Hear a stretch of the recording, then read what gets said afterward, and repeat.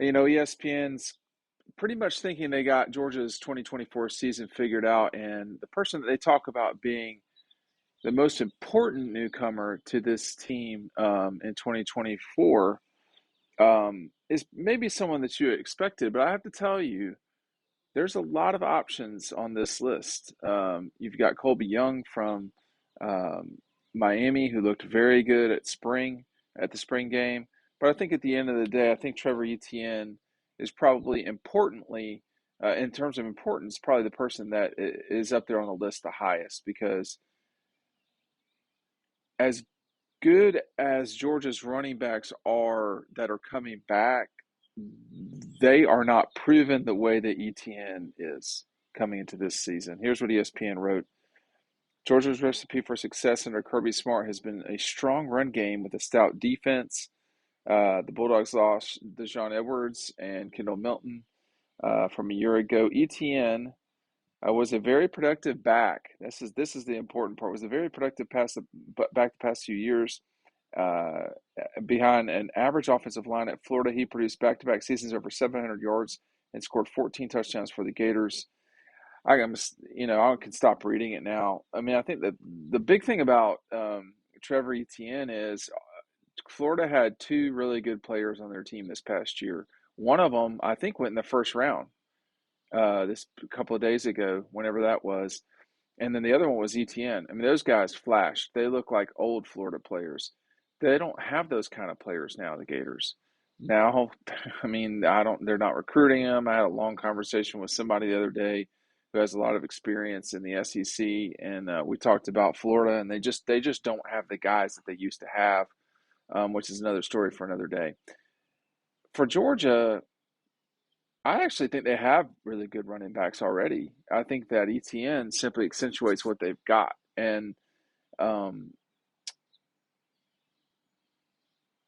he is going to have to give them some cheap, easy points along the way. I mean, none of those 14 touchdowns that he scored for Florida, I don't remember. I mean, I watched Florida a lot. I watched Georgia, Florida, Clemson, Alabama. Uh, I see a lot of South Carolina, but that group right there that I just mentioned, and the Jackets, actually, I watched them the most. And when you watch Florida, they just didn't have playmakers, and this guy was one of the few guys that could scare you. And now he plays for Georgia, and if he can do for Georgia what he did for the Gators at the rate at which he should do it for Georgia, yeah, he may still have 700 yards, but Branson Robinson may have 600. And it just goes on from there with the other backs.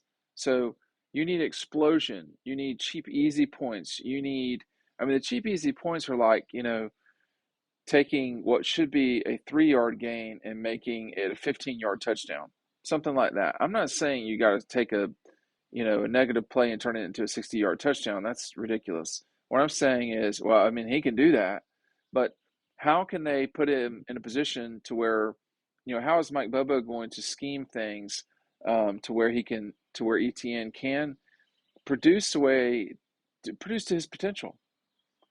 I mean, how is he going to be able to produce to his potential? Because that's the most important part right now for him, for ETN.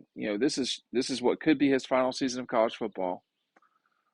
He's coming into a situation where, and I mean, no one's made excuses, but there won't be any, not behind this line. I mean, this is a very good offensive line for Georgia. So I think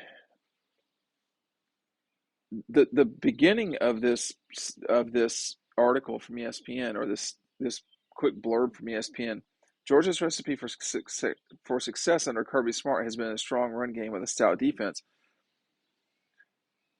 I mean, not last year necessarily, um, and a strong run game for sure. I mean, there's no question about that. That's an extremely important part of what you know Georgia has always been, and if they want to have success moving forward, what they'll have to be. But I mean, Carson Beck is the key to this thing. And, I'm never necessarily comfortable with the quarterback because being that person, because quarterbacks can have bad days and that can cost you games. You never want to rely on one person, if you can help it. But that's where ETN comes in. That's where Branson Robinson comes in. That's where Roger Robinson comes in. That's where there's so much that can go right for Georgia moving forward. I mean, we're almost in June, and the season's right around the corner. Running backs don't have to like get used to the quarterback. They just got to go run the ball. You know, Herschel Walker didn't have to get used to Bug Blue. No, Sean, was around for a year, but it wasn't a matter of him getting used to Matthew or anything like that. Guys that are just really gifted, Nick Chubb, they just go. You know, Nick Chubb had three.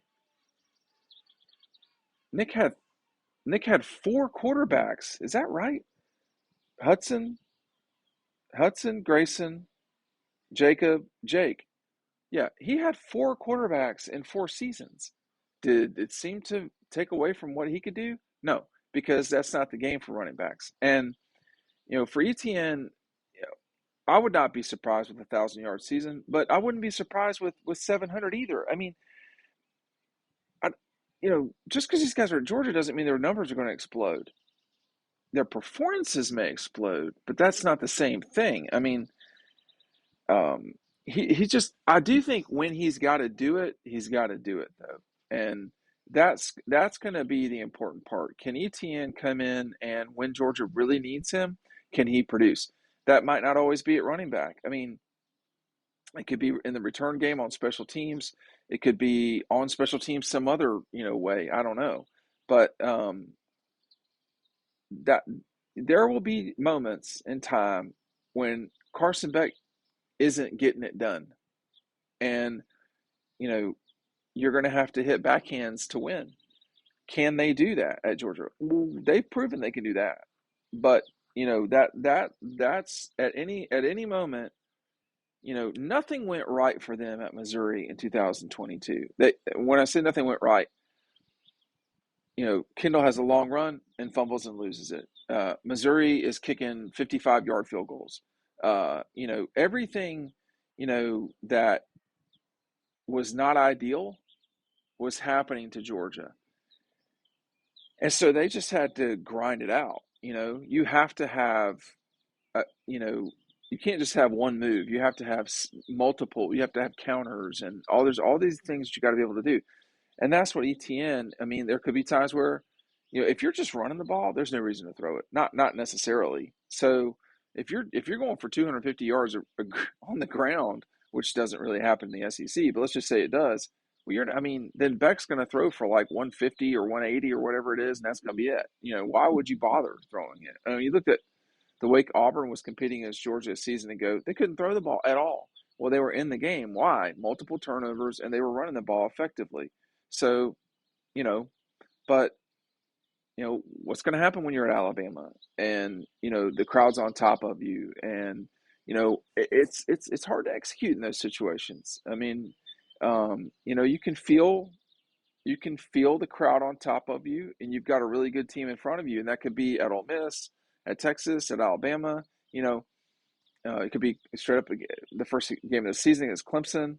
It could be, when you're not playing well against Georgia Tech at the end of the season. I mean, you just don't ever know when things won't go well. That's when ETN's got to help. That's when, and sure, it's what he does on the field, but it's everything. So when it's suggested that he's the person that the transfer that's most likely to make an impact, yeah, I mean, that makes the most sense. I think some of the receivers could be really good. Some of the ball catchers could be really good for Georgia too. Um, but but at running back, you really have a chance to shine. I mean, he came to Georgia for a reason.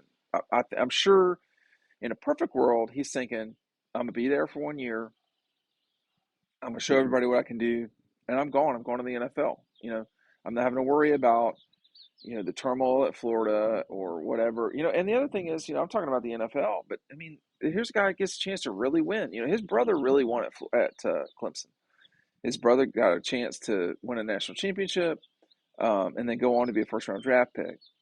And they picked up his fifth year contract the other day, the Jags. So, um, that's what I think he would see as success is going and winning in a big way, and then going on to success in the NFL. We're going to see if that happens for Etienne, but he is a vital part. I agree with what the future will be at Georgia. Thanks for watching.